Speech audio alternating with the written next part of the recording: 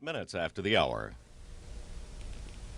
There's more on that strange story from San Diego today. A high school student in San Diego being held in the city jail there for shooting at the elementary school she used to attend. Doing it, she said, because Monday gives me the blues. Barry Peterson reports. 7 hours after it began so violently, it ended peacefully. 16-year-old Brenda Spencer surrendered to police, who quickly took her into custody. She had opened fire with a .22 caliber rifle yesterday morning, shooting across the street at Cleveland Elementary School where children were arriving for classes. Through the day, she had kept heavily armed police at bay. Authorities had no real idea what prompted the sniper attack that left the school's principal and custodian dead, 8 youngsters and a policeman wounded. At a nearby junior high school, classmates described Brenda Spencer as a hard girl to know. She was just really quiet, and she didn't really seem to care about anything. She was just always by herself, and she didn't really have that many friends. She's a loner. You don't see her around many friends. And it's a shock to hear, someone like this. You just never think that she'd go out and want to do something like this. Flags will be flown half-staff at city schools today, and classes at Cleveland Elementary will reopen this morning. But school officials expect some staff and students will stay away, unable to return so soon after this tragedy. Barry Peterson, CBS News, San Diego.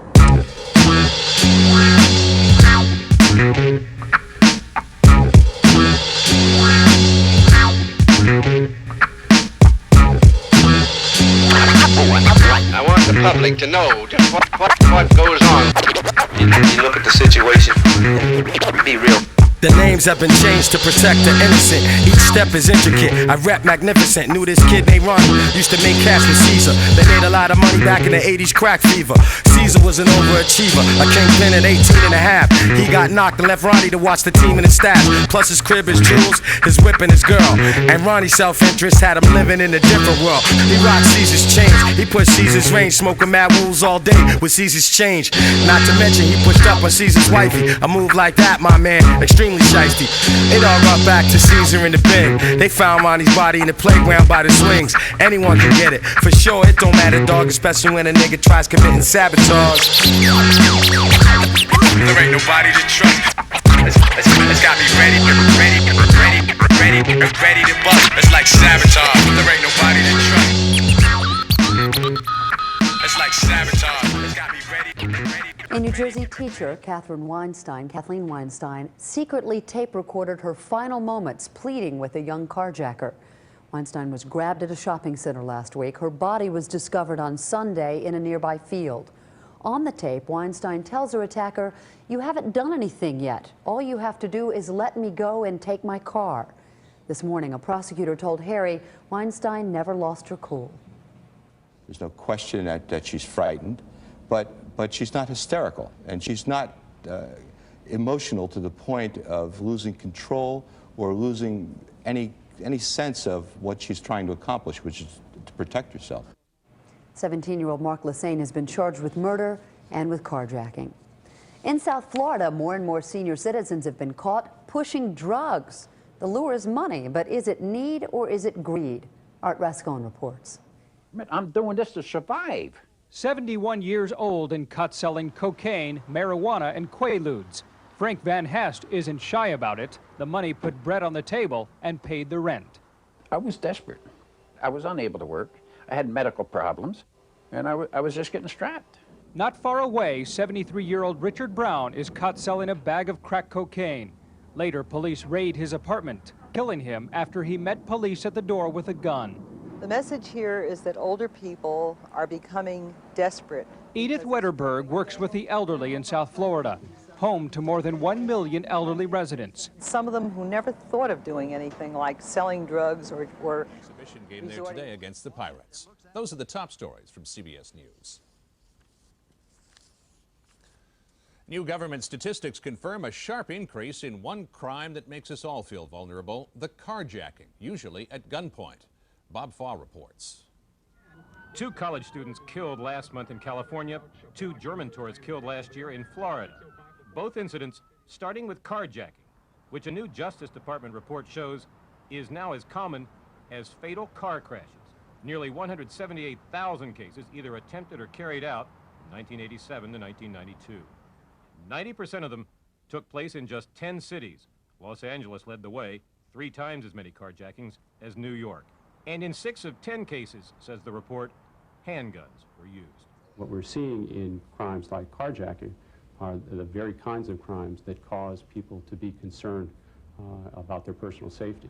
So while crime rates in some big cities have dropped sharply lately, the increase in carjackings helps explain why so many Americans feel more vulnerable. Bob Fall, CBS News, New York. In Moscow, former communists and other hardliners marched today to the Russian Parliament building. They held a rally and laid wreaths. And in 6 of 10 cases, says the report, handguns were used. What we're seeing in crimes like carjacking are the very kinds of crimes that cause people to be concerned about their personal safety.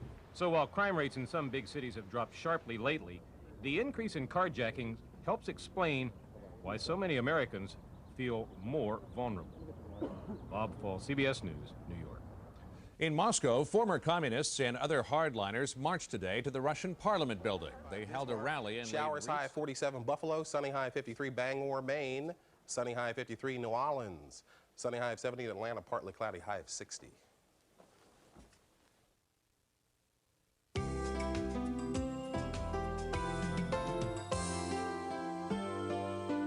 Segment 1 this morning, death in the Sunshine State. With an economy built on tourism, the last thing Florida needs is the murder of a half a dozen visitors over a 4-month period. But that's what's been happening. 3 of the 6 victims have been German. Klaus Sommer, Germany's consul general in Miami, says his patience has come to an end. And he joins us this morning from Miami. Also in Miami this morning, the Pulitzer Prize-winning crime reporter Edna Buchanan. Good morning to both of you. Morning. Mr. Sommer, let me start with you. Hundreds of thousands of Germans visit Miami every year, visit Florida every year. Are you warning them not to come now? I am not warning them not to come now. I have never warned them not to come. Whenever I'm asked from back home, I tell what a beautiful region this is for tourism. But of course, in view of these crimes, the murders during the last month, and the 1,200 tourists who get robbed during their stay down here every year, of course, are of serious concern. And whenever I'm asked, I can not only talk about the beauties of this region, I also have to give information about the risks which exist here. Just how outraged are you? Well, if you look at this especially brutal case of Mrs. Jensen being brutally killed in the presence of her kids, you can understand that not only the Consul General is outraged, everybody must be outraged and is outraged in such a situation. Ms. Buchanan, why do these tourists seem particularly vulnerable? Well, I think it's the fact that they don't know the area. And, you know, it's admirable that the governor is now fighting crime against tourists. But what about the rest of us? This is proof again that life is cheap in Miami. Those of us who live here face it every day. We get lost. We get off at the wrong exit. We have to take a detour. You know, our cars break down. And this happens to people all the time. I resent in a way that now they're going to protect the tourists. But what about the rest of us? Tell us a little bit more, though, if you will, about how these crimes are committed against tourists. What are these criminals looking for that makes these tourists especially easy marks? Well, especially the identification on the rental cars. That's paramount. These criminals look for that because it's a sign saying, I have a passport, I have cash, rob me. And they obviously target them. The car rental places don't help. When Cleveland Amory was in Miami on a book tour, the woman escorting him, his public relations person, was robbed outside the car rental place they had just exited. A gun was emptied. There were gunshots. It was terrifying. She ran in and asked that they call the police. They refused and made her walk in the dark to a phone booth 2 blocks away to make the call herself. They didn't want the call to the police emanating from their office. So they're no help. Whose fault is all of this? Or is there somebody to blame? Well, the root causes, of course, you know, Miami has become like a third world city. It's very dangerous for all of us, and it's infuriating that nobody seems to want to do anything. A couple of weeks ago, the Miami police announced they were going to crack down on jaywalkers. And granted, that might save some pedestrians' lives, but there's so more pressing problems. It's an undercover assignment that wouldn't be too difficult to rent a car, look like you're lost, and arrest some of these people. Many of them are juveniles, unfortunately, and it's hard to keep them behind bars. But something has got to happen, and I guess now because of the tragedy of this poor woman and these other tourists. You know, 6 tourists wiped out is a tragedy, but what about the hundreds and thousands of tourists every year that are terrorized and brutalized and robbed and mugged and don't die? What kind of messages are they taking back about South Florida? Klaus Sommer, are you satisfied with the government response, this new call from the governor to crack down on this stuff? Yeah, but let me first say something. I mean, it's of high concern what has been happening, big and small cases, but still, if the lady to my left allows me, I would like to descend a little bit. I mean, Miami is a beautiful city. It's a hospitalarian city. Its population is very helpful and very friendly. Now to your question.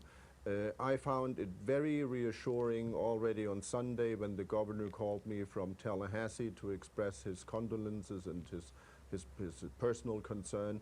I had a meeting with him yesterday, and I have seen the response of the authorities, starting with the governor. I have seen the great response of the public at large down here, helping. Have they made any progress in catching the guys who did this? As far as I know, not yet. And I guess finally, for Edna Buchanan, I'm curious, what's the community's reaction? What are people in Miami saying about all of this? Well, you know, another reason the tourists are so vulnerable is they're not allowed to bring guns, and it's no wonder that Miamians are among the best armed people in the world. The people are as outraged as anyone, but they're sort of shell-shocked and war-weary because this happens to all of us. Every single Miamian has either been the victim of a serious crime or has someone close to them, knows someone who has been, and we're all tired of it. Edna Buchanan, we thank you. Klaus Sommer, thank you as well. Thank you. Paula? We're moving up on 16 minutes after the hour. Coming up next, more moves and counter moves over a red-hot piece of tape in the Rodney King case. Still ahead on CBS this morning, the head that wears the NCAA crown. North Carolina's MVP joins us. Plus, John Stair on how new brides can register for gifts you never even thought of. Grooms can, too. And CBS Cheers' Shelley Long's new series. She'll be joining us a little bit later on.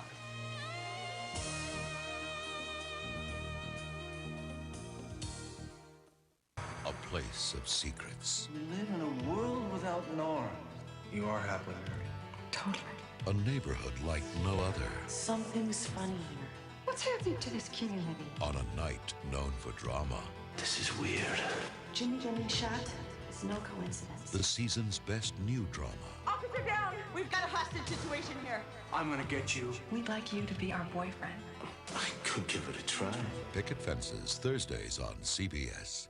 Healthy babies come in all shapes and sizes. It doesn't matter if you're short or tall, or if this is your first baby or not. You need prenatal care even before you get pregnant. Prenatal care is health care for you and your baby.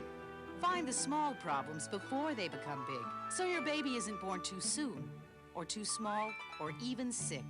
For our free magazine, write Baby, P.O. Box 70711, Washington, D.C. 20024. About 20 years ago, when I was just a small boy, a killer hurricane shattered the dreams of my family and just about everyone I knew.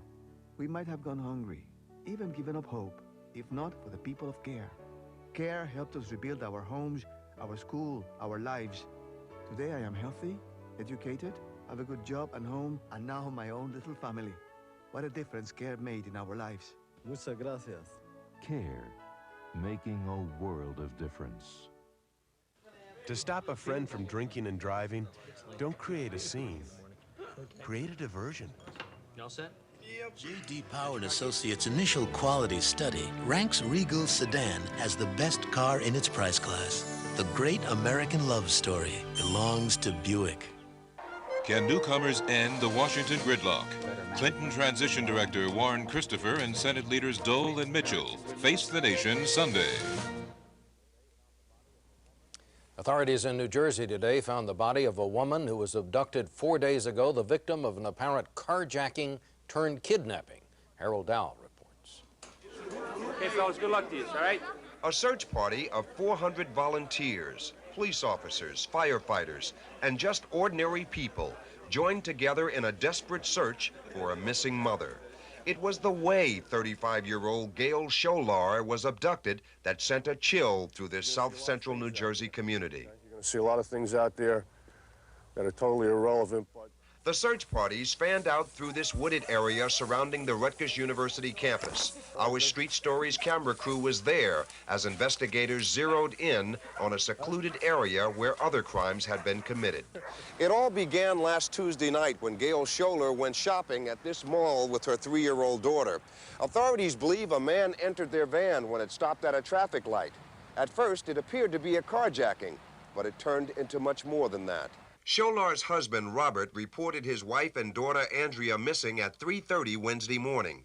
Within hours, authorities found the family's van. It was abandoned. A short time later, and not far away from the van, 3-year-old Andrea was found. She was alive and shivering from exposure, left on the front lawn of this daycare center. But her mother was still missing. 3-year-old Andrea helped police to make this composite sketch of the suspect. A black man wearing a black sweatshirt, blue jeans, and dark sneakers had forcibly taken her mommy away. Thursday, November 5th, Robert Scholar and his children begged the kidnapper to let their mom go. I'm pleading with all my heart for the safe return of my wife, Gail. I just want him to let her go. I don't want her to come back home. Perhaps it was their cries for help or the thought that this could happen to anybody that galvanized this community. Even for hardened police officers who've seen it all before, it hit home. Your wife and your child running out to the store for milk and bread, and your wife never comes home. That's a tough pill to swallow for anybody. Lieutenant Casella's search teams were in the woods no more than an hour this morning when word came over the radio. All right, do you have something significant? Sergeant, I found it. We just got the location now. It's behind Skelton Lumber. Gail Scholar had been murdered, stabbed to death, her nude body left in a drainage ditch.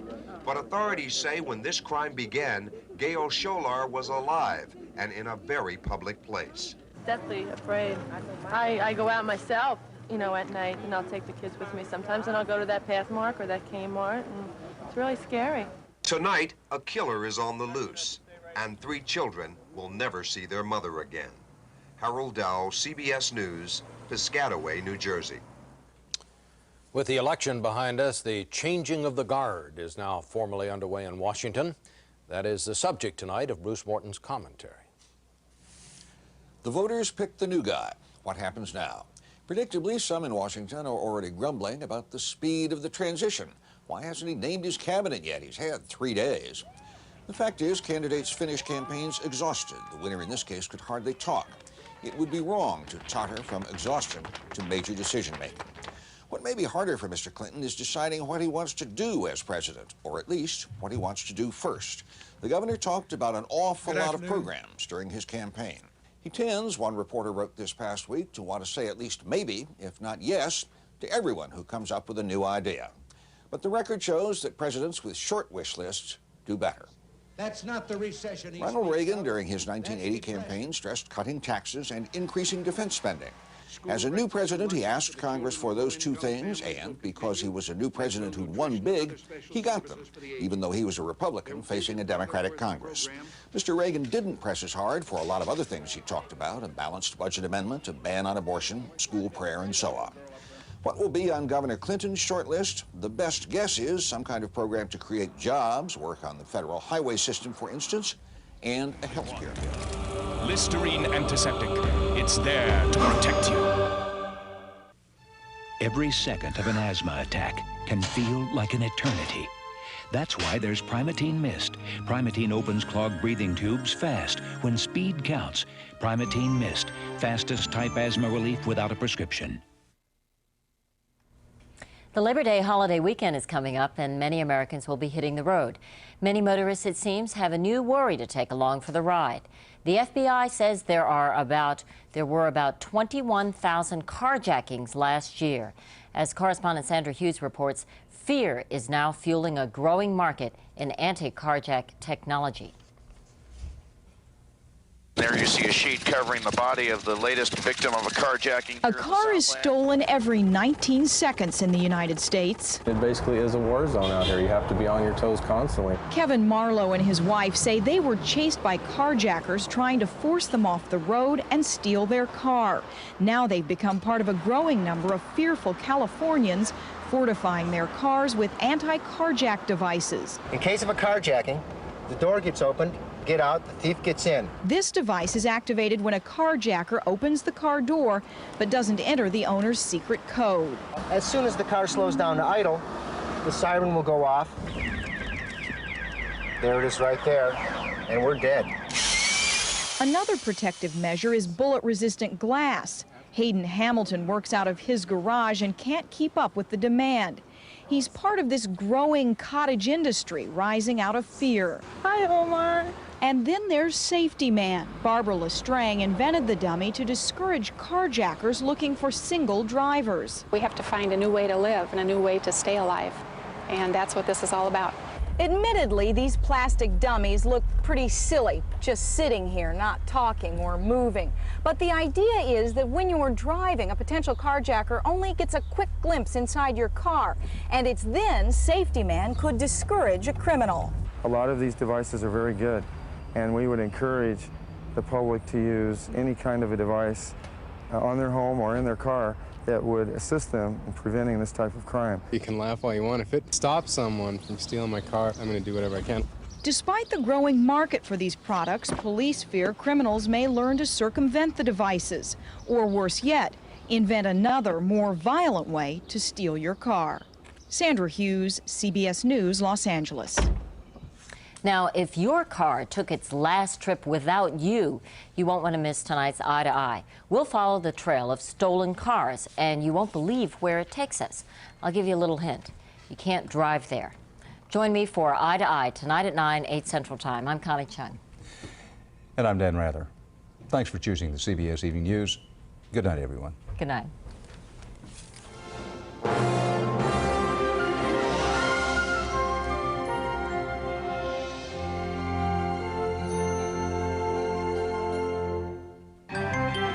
Experience CBS News. This is CBS. Potent antacid relief now in an easy-to-swallow gel cap. New Mylanta gel caps. My doctor said Mylanta. Remember when you learned to drive? The instructor told you about the hazards of the road and stressed defensive driving, anticipating what the other guy might do. Well, there are hazards out there now the instructor never could have anticipated. And that other guy just might be out to kill you. Aaron Hayes reports tonight's Eye on America. You're in your car. Not a lot of traffic out there. You're driving carefully. What can happen? Bam, bam, it just happened, split seconds. 2 inches lower or 2 inches higher, it would have gone through the windshield. I was panicked. When you hit that many times, you don't know what to do, which way to go. I mean, glass flying in your face, the bullets are bouncing around all over your van. They had all been driving here, a pretty stretch of Florida interstate that swings around Jacksonville, I-295. And all of a sudden there was headlights almost right on the tail end of my car, and they come around me at the side, and they fired shots at me. The bullet flew straight into Deborah Lewis's ear and paralyzed her face. She can't understand why someone would do this. They could have been driving down the road and shot somebody in their own family and never known it. They have been shooting at, throwing rocks and bricks and concrete at drivers here for months. William Kleindens died when someone dropped a concrete slab onto his car from an overpass. Prosecutors are looking into that right now. His family still can't believe it. They've taken something from me that I can't replace. Who is behind this? Police aren't sure, but they think it may be gangs, young gangs, out here on the overpasses, out there driving, ready to attack for fun or to prove something. And those who get hit are just in the wrong place at the wrong time. 3 suspected gang members were arrested this week in connection with one of the shootings. We're speculating at this point, but it could be an initiation process for acceptance into the group, into the gang, and for recognition, the publicity of it. It is just part of a wave of random violence now targeting America's drivers. In Minneapolis, a woman was shot driving on I-35 by someone in another car. Orlando, Florida, this man was shot at when he changed lanes. I know I have a slow truck, but this beats it all. In Washington, D.C., this 19-year-old, convicted of shooting a woman driving on the highway, reportedly told friends he just felt like killing someone. There's a lot of anger out there, especially in inner city areas among young males, and that's generalized anger that can be expressed at any convenient target that happens to come along. Gail Scholler was found dead this week after someone forced their way into her car at a stop sign in New Jersey. Carjackings, too, are on the rise. National estimate over 20,000 so far this year. I think we're less safe in society than we used to be, and this is following that trend of violence in America. The reaction has been fear. I take the back roads. I won't even go on the interstate. And fortification. In Jacksonville, they're fencing the overpasses. The American Automobile Association has issued a warning against driving on I-295. And Jacksonville's National Guardsmen are patrolling their own highways. To come back home and see like snipers in Jacksonville, it's unbelievable. Plan for your trip. There are some things drivers can do to protect themselves. Full tank of gas. If you drive at night, be very careful. If somebody on the road is giving you trouble, racing around your car, don't signal to them that you're irritated. Not at all. I mean, give way to people, stay in the car, lock your doors, but still have to watch it. It's happening. Yeah, it's happening. It's the real world. And the automobile of the future may come with some security options. Clearly, the automobile is not the protection that we thought it was. There will no doubt be a rising market for armored automobiles, for automobiles that have greater security against attack on the road. Sadly, in America, defensive driving has taken on a whole new meaning. In Jacksonville, Florida, this is Erin Hayes for Eye on America. And that's part of our world tonight. Bob Schieffer will have the news tomorrow. Dan Rather for the CBS Evening News. Thanks for watching CBS.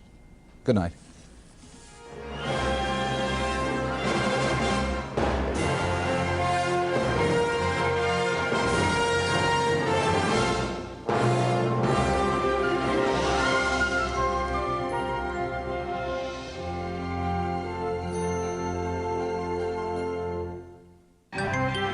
Experience CBS News.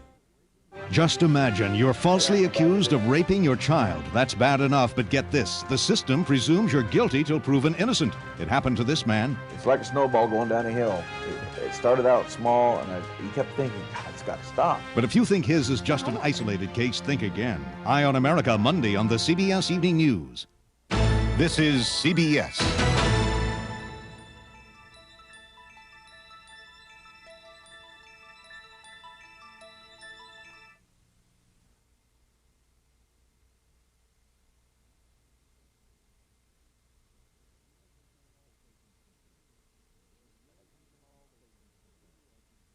Attention all stations concerned.